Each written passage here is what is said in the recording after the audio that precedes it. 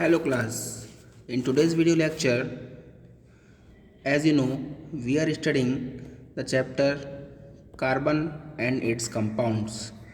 Today, we will discuss the last topic of this chapter, soaps and detergents. Soaps and detergents actually are the product of carbon and their compounds like hydrocarbons. So what are soaps? Soaps actually the sodium and potassium salts of long chain fatty acids with the general formula RCOONA. जैसे कि मैंने आपको IUPAC बताते समय बताया था कि RCOOR is the form of the ester group. RCOOR is the formula of the ester group. When one alkyl group is removed by the help of sodium ion, then it form an ester which is known as RCOONA or sodium ethanoate or sodium methanoate, also known as RCOOK or RCOONA, because Na and sodium both ions can be used to replace one alkyl group from the ester.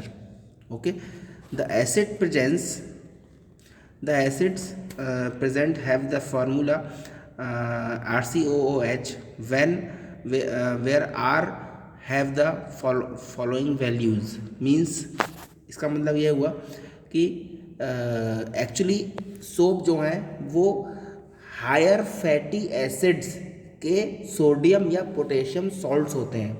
अब higher fatty acids कौन कौन से, और higher fatty acids का मतलब क्या है? Higher fatty acids वो फैटी एसिड्स हैं जिसमें लॉन्ग चेन कार्बन कंपाउंड्स होते हैं. Long chain carbon compounds for example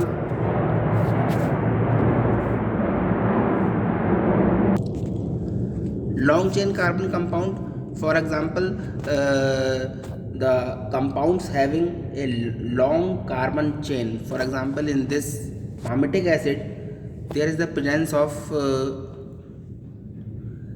15 carbon and 31 hydrogens, okay, with the presence of COOH group. COOH means actually it is a acid group which is attached to an alkyl and form a long chain carboxylic acid. Like it in the oleic acid there is the presence of 17 carbon and 33 hydrogens with the presence of acid group COOH, and also in the stearic acid the presence of 17 carbon atoms and 35 hydrogen atoms with the presence of an acid group. Okay, now if the acid in the acid group the hydrogen atom is replaced, इधर देखिए आप ध्यान से, अगर इस hydrogen atom को मैं sodium या पोटेशियम से अगर मैं रिप्लेस कर दूं तो जो मेरे पास मॉलिक्यूल बनेगा that will be known as the sodium derivative of the long chain carboxylic acid, that is actually known as the soap formula. The formula of soap actually the salt of sodium or potassium salts of the long chain carboxylic acid. Now how the soap is prepared? Soap preparation reaction is called the saponification reaction, in which a glyceride can be converted into soap by reacting with either aqueous NaOH और aqueous KOH solution. जैसे कि आपको पता है कि soap का formula हमेशा sodium या पोटेशियम सॉल्ट्स की प्रेजेंस से ही बन सकता है, इसलिए in the formation of the soap there we can use only the sodium hydroxide or potassium hydroxide. So as the reaction leads to manufacture of the soap, it is called the saponification reaction. Saponification reaction कहलाती है जिसमें कि हम fat की reaction यानी oil और fat जिसको हम ग्लिसराइड भी कहते हैं उसकी रिएक्शन हम NaOH से कराते हैं. ठीक है, NaOH से जब कराएंगे तो क्या होगा, यहाँ पे जो R है ये OH Na के OH हाइड्रोक्साइड आयन से रिप्लेस हो जाएगा और यहाँ पे ग्लिसरॉल बन जाएगा, और जो बचा हुआ जो पार्ट है ये Na से अटैच हो जाएगा और यहाँ पे 3RCOOR ये जिसको हम क्या बोलते हैं, सोप बोलते हैं, ये फॉर्मेशन हो जाएगी। ठीक है, तो यहाँ पे आप देखिए COR जो पार्ट है, COR, RCOOR में COR जो पार्ट है ये Na से अटैच हो गया है। ठीक है, और बाद में ये रिएक्शन बन होके यहाँ पे सोप का फॉर्मेशन हो जाता है। Now soft and hard water, what are soft and hard water. अब वाटर को हम छू के तो बता नहीं सकते कि सॉफ्ट वाटर है या हार्ड वाटर है, इसकी कुछ केमिकल प्रॉपर्टीज़ के थ्रू हम बता सकते हैं कि कौन सा वाटर सॉफ्ट है और कौन सा वाटर हार्ड है। If the water forms lather, if the water forms lather with the presence of soap, then it will be termed as soft water.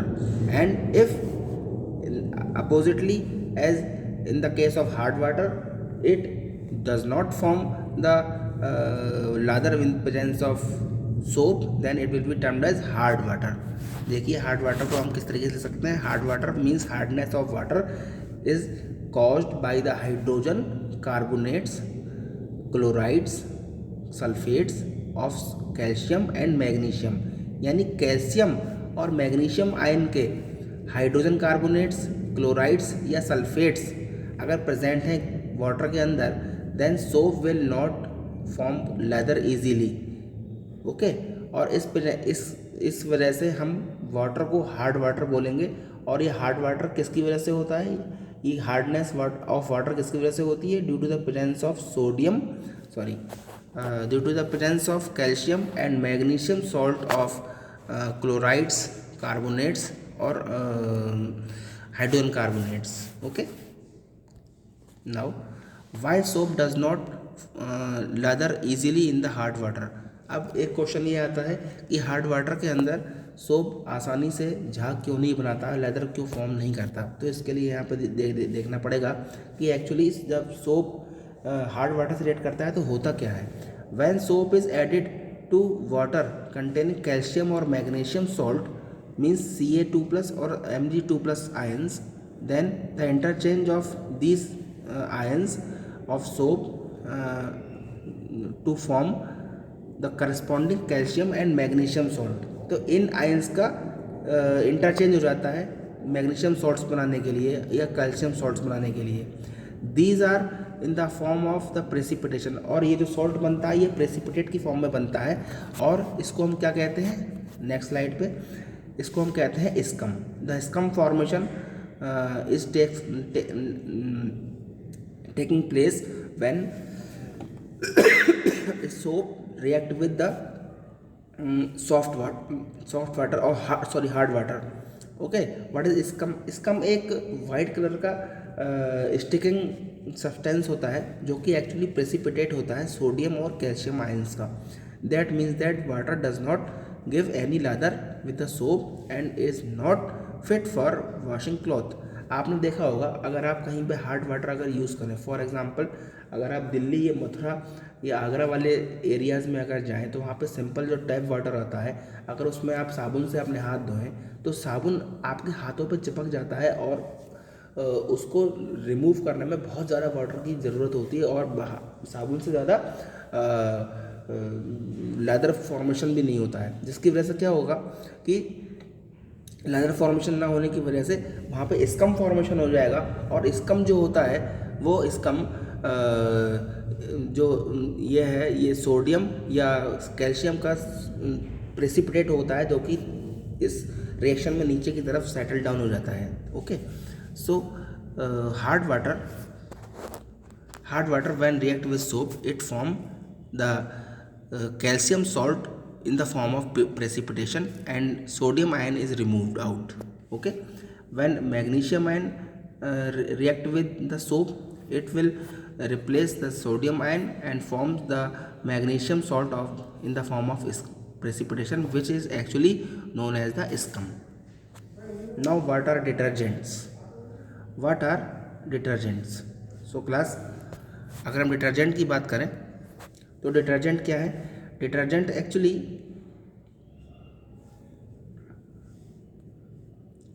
The sodium sorry, this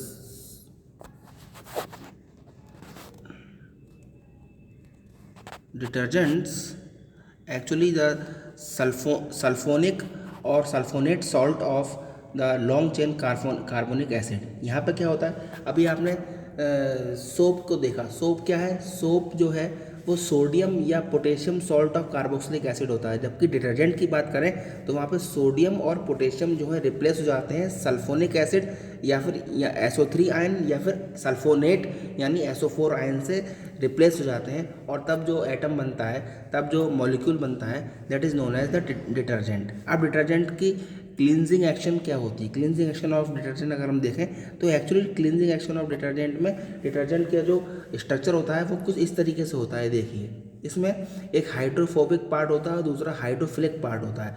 hydrophilic part means that is loving to water, means which will dissolve in the water, and hydrophobic part means that is afraid from water, means that will not dissolve in the water। ठीक है, तो इसमें एक head और tell जैसी एक structure होती है डिटर्जेंट के मॉलिक्यूल में, जिसमें यहाँ पे ये देखिए, ये जो आपको ब्लू कलर का दिखाई दे रहा है, यहाँ पे SO3Na सॉल्ट होगा, ठीक है, सोडियम सल्फोनेट सॉल्ट, और यहाँ पे पूरी लॉन्ग चेन कार्बोक्सिलिक एसिड की एक चेन होगी जिसको हम बोलते हैं हाइड्रोफोबिक टेल। ठीक है, this tail will not dissolve in the water and this head will be dissolved in the water। Okay, whenever a detergent is mixed in water and a dirty cloth is dipped in that water bucket, then what will happen, the oil dirt sticked on the surface of the cloth is covered by the detergent molecule in that way that the hydrophobic tail of the detergent molecules is attached with the oil or grease drop, and the hydrophilic part of the detergent molecule is dissolved in the water। अब क्या होगा, जब इस oil या Greece की drop के ऊपर ये चारों तरफ से जो डिटर्जेंट मॉलिक्यूल्स के जो हाइड्रोफोबिक टेल है, ये इसको एक्वायर कर लेती है और एक स्फेयर जैसा फॉर्म हो जाता है, चारों तरफ से स्फेयर जैसा फॉर्म होता है। This sphere is known as micelle, और यही है मिसेल फॉर्मेशन। ये जो स्फेयर बन गया जिसमें एक ऑयल या डर्ट की ड्रॉप के ऊपर जो डिटर्जेंट के मॉलिक्यूल्स के जो हाइड्रोफोबिक पार्ट है जो इस पर अटैच हो जाते हैं, ये जो फॉर्मेशन होता है एक स्फेयर का, it is known as the sphere of micelle. Okay, this micelle when agitate by the person which is who is washing the clothes, then due to the agitation the dirt particles from the cloth sticked on the cloth are removed out and they will be remain in the water in which the detergent is dissolved। Okay, तो जब हम बार बार जब हम कपड़े को बार बार उस बाल्टी में हम धोते हैं और निकालते हैं उस पानी में से, तो क्या होता है, उस पानी में जो डिटर्जेंट होता है वो डिटर्जेंट जो डर्ट और ऑयल की ड्रॉप्स हैं कपड़े पर लगी हुई, उसको अपने अंदर रोके रखता है, और बाकी जो पार्ट होता है मीन्स जो क्लॉथ होता है उस पर से डर्ट जो है रिमूव हो जाता है। ठीक है, अब होता क्या है, देखिए, advantage of synthetic and detergent over soap. अब सिंथेटिक डिटर्जेंट का सोप के ऊपर एडवांटेज क्या है, ठीक है, तो first advantage is synthetic detergent can be used even in the case of hard water. अगर आपके पास हार्ड वाटर भी है तब भी आप डिटर्जेंट को सोप की जगह यूज़ करके आप आसानी से कुछ भी वॉश कर सकते हैं, whereas soap fail to do so. Unlike soaps, detergent do not form the insoluble calcium और magnesium salt in the hard water. ठीक है, जबकि सोप्स जो है हार्ड वाटर में जो है वर्क नहीं कर सकता, ये कैल्शियम और मैग्नीशियम सॉल्ट इसमें इनसॉल्युबल रहते हैं, जिससे कि स्कम फॉर्मेशन होता है। They give lather in the hard water also, यानी जो सिंथेटिक डिटर्जेंट है ये हार्ड वाटर में भी आसानी से झाग बना लेता है, जो है ये लेदर फॉर्म कर लेता है। लेदर मीन्स झाग। Synthetic detergent can be used in acidic medium, while the soaps fail to do so because of their hydrolysis to free acids. Okay, ये एक दूसरा इसका डिसएडवांटेजेस है, और जबकि ये अगर आप डिटर्जेंट की फॉर्म में देखें तो इसका एडवांटेज हो जाएगा. Synthetic detergent are soluble in water, hence form more larger than the soaps, and synthetic detergent have better cleansing action than soap. ये तो आप लोग जानते ही हैं कि सोप की कंपेरिजन में सिंथेटिक डिटर्जेंट का क्लींजिंग एक्शन सोप से कहीं ज़्यादा होता है. Detergent can not cause irritation to the skin while soaps have this problem. Soap में कई बार ऐसी प्रॉब्लम देखी जा सकती है कि स्किन पर इरिटेशन हो जाता है, लेकिन डिटर्जेंट में जनरली ये प्रॉब्लम नहीं पाई जाती है. ठीक है, यहाँ कुछ डिफरेंसेस हैं बिटवीन सोप्स एंड डिटर्जेंट. कि सोप आर द सोडियम और potassium salts of long chain carboxylic acid, that is COONA. Synthetic detergent are the sodium salts of the long chain carboxylic of sulfonic acid. देखिए मैंने आपको बताया था sulphonic acid या sulphates के, तो यहाँ पे क्या होगा, जो Na है ये SO3Na से रिप्लेस हो जाएगा, बाकी पूरी कार्बन चेन सेम रहती है. ठीक है. Soap are not suitable for washing in the case of hard water, जबकि synthetic detergent can be used for washing even in the presence of hard water. Soaps are prepared from the animal fats from the vegetable oil, जबकि synthetic detergent are prepared from the hydrocarbons obtained from the petroleum. ठीक है. Soaps are biodegradable. Soap जो है biodegradable हो सकते हैं, लेकिन detergent जो है बायोडिग्रेडेबल नहीं होते. These are non biodegradable. ये इनका एक ड्रॉबैक है. Soaps have poor cleansing action, जबकि detergent have relatively better cleansing action. तो ये एक छोटा सा पार्ट था इस चैप्टर का, जिसमें आपने सोप्स एंड डिटर्जेंट के बारे में पढ़ा class. Now this chapter is over and you are advised to study this chapter very thoroughly to get good marks. Thank you.